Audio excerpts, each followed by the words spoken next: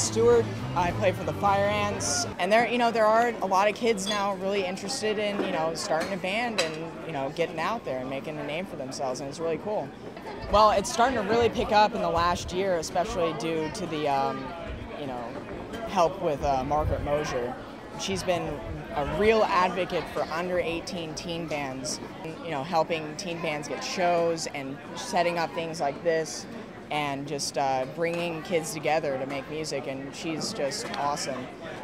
The idea for U18 series had been sort of boiling around in my head for a long time, because since about 1999, 2000, I've really been interested in the music camps here in town and how they were teaching the young bands to play. When we were kids, all we used to do was get together after school and jam, and we saw this sort of vacuum.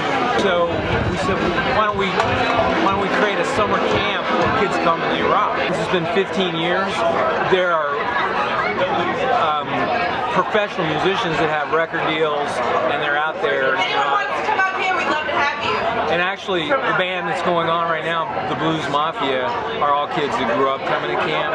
They just released their first album, and it's a wonderful thing. Well, we all met at the Austin School of Music, and we ended up, some of us were in different rock camps together, like throughout the last few years, and then we all ended up in the same rock camp band. And Dave Seabury actually called us after the rock camp was over and said, hey, I have a gig opportunity if you guys would like to take it. And we were like, okay, well maybe we should do that, and we just kind of never separated after that. After just a few years of watching them and being around them, I got to thinking about where they're going in Austin, and I saw that they really weren't going anywhere because there was no place for them to go.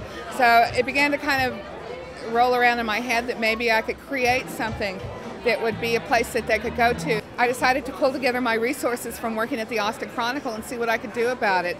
Thread Guilds came online, Rock and Roll Reynolds came online, and boy, once I tapped into the bands, they came out of the woodwork. It was really wonderful. There's this stigma with bands who are young, maybe under the age of 18, because people automatically think we're not any good at our instruments, we write crappy music or whatever, when really most of the bands that I know of that are young are writing great music, great songwriting, they're great musicians because they've all been playing since they were like 5 years old.